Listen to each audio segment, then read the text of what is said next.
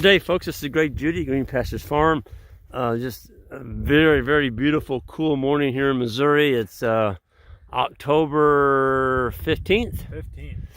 Yeah, I just feel like I'm in heaven again. I bet. I just got back from Tucson, or actually south of Tucson, and 100-degree days every day, and not seeing any green for a week. So it's just a welcome relief to see some of this green here in the background. And Ben and Isaac and I are putting in the paddock this morning, and this is a pretty good size one. It's I don't know, there's probably about 12 acres in this field, and we're splitting it down the middle. If this had been wintertime and we wanted to utilize more of it, we could have got 3 paddocks out of this. But I looked at it and said, no, let's just do 2, and we'll give them 2 basically 6-acre paddocks. But I wanted to talk a little bit with Ben and Isaac this morning. These 2 young men actually took the helm of the farm while Jan and I were gone. And we were gone for 9 days. And so this is the first time they did solo for that length of time. And I told them when I left, I said, I never felt more comfortable leaving our farm in the hands of 2 young men like these 2. And so I just wanted to ask y'all a little bit, what was it like? And was there some times that you were a little bit unsure, and how'd y'all get through all that? Yeah, I mean, it definitely was a different atmosphere, because it's just us 2 and we're making the decisions, like all down to like splitting the paddocks up and stuff. And so, I mean, we had a couple fun things happen. We had a heifer get in the water tank, and we had to get her out. But yeah, it went pretty smooth though. Yeah. I mean, it was just sort of happened to be the fact that we're pretty much done calving, and so we had 2. Those 2 were born when we were here, right? Or was it one of them? Both of them. Both of them, yeah. Yeah. So we had 2 calves that were born while we were here, and they went real smoothly. And the mothers were great. But yeah, so then after they were born, it's been pretty simple as far as being able to move them and just check for those 2 and keep them up. And yeah, it's pretty nice not having to keep up with a whole bunch of real young calves. When y'all brought this mob a long ways from since I left. Yeah. we had a cattle drive from one farm through the woods to the other. Steve helped us. He was on his gator. And so he was helping us, but we got him all the way there, and with no hiccups or anything. So good. It was good. Well, you had to cross Collie Road, and then you had to cross the Devil's Washboard Road. Yep. And that's a pretty good haul up through there with that many cattle. And so anyway, we walked out this morning, and I looked on. First thing I wanted to look is just to see the condition of the cattle.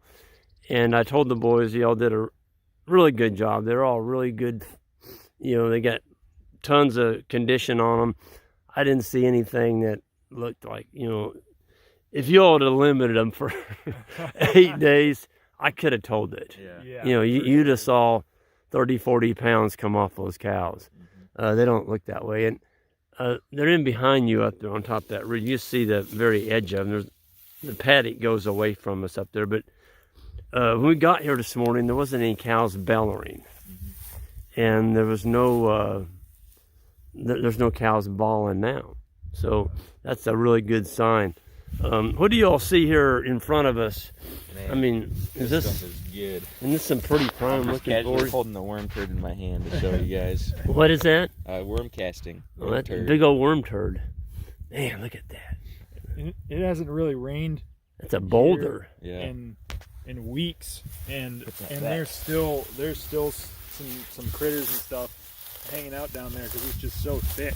Yeah, look All at that. Litters are so thick. Look at that ground cover. Yeah. There's even grass growing underneath of that. Yeah. Little green. Yeah. Poking up through the ground. So basically, we went. There's a little spider. I think the last rain we got was the first grazing school. Yep. And that was September 10th. Yep. So this is It's October. been a month with no rain. A month of no rain, and it's been warmer than normal. Yeah, this past week we had days pretty consistently mid-70s, high 70s, touching into the low 80s. And windy is the other thing. It's been windy, so just like a big dehydrator. Yeah. You wouldn't really be able to tell it looking at the pastures and everything. I mean, we were stepping in posts and the ground's still pretty soft, and we've been getting a lot of really heavy dew in the morning though, which has been helpful. Yes. This is a pasture or a paddock that you clip.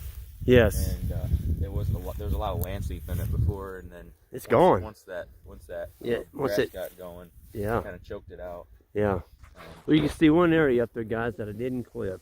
Yeah. See that little brown spot up there? Yep. Yep. That's still some of that landscape that would have died and turned black. But I'm telling you, this looks like a garden salad out here. Mm-hmm. And I mowed this high. I didn't get down in the grass you spray. can tell because there's still a lot of litter. Yeah, The fescue's super hardy too. yeah, Like that's just thick yes.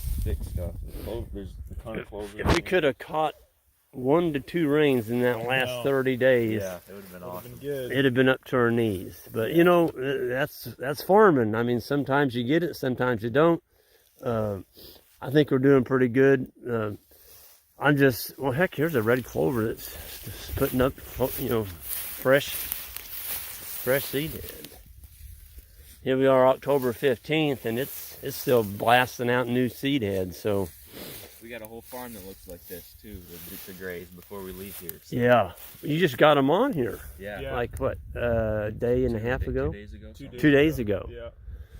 So yeah, we've got some really good grazing in front of us. And then we've got Judy Farm ahead of us too. It'll look like this when we get there. Yep.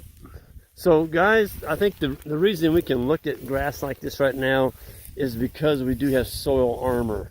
And if you look down in there, I mean, all that dead stuff, it's helping seal the, you know, that's trampled. Yeah. It's mature forage, and it's just like a great big sponge. It's holding all the moisture in. And Ben, you made the comment, it's easy to put a step in so far. It's been pretty soft. No rain, and we can still get a step in without, you know, breaking the foot feet off of it. So that, to me, that's a big one right there. I mean, you can go that long without rain, and it's still, the ground's pliable. Oh yeah. But That's the pond that we fenced, if you remember that video. So that's kind of like, I don't know if you looked at the pastures and those, you can kind of compare them and see yeah, what it looks like now compared to then. I'm telling you what, this just looks like the Garden of Eden out here. It really does. It looks good. They're gonna be packing on some weight in the next month we're gonna put for some sure. pounds on. And what do we got staring at us? Wintertime. Yeah. And so you're packing weight on your cows in October, complements of forage like this, it's just going to make your winter go a lot Yeah, easier. you were commenting earlier that like people that aren't rotating their cattle, since we haven't had any rain, I mean, they're probably already feeding hay, and we're able to feed the cattle this. Right. And it's the middle of October, Yeah. so it's just crazy. Well, you know, there was a saying, and it went like this. It was actually said by a couple farmers from New Zealand. They were touring the United States giving talks, and one guy said, winter is as long as you make it. Yeah. And it went over the top of a lot of people's heads what he was trying to say, but it nailed me. I'm like, he's right.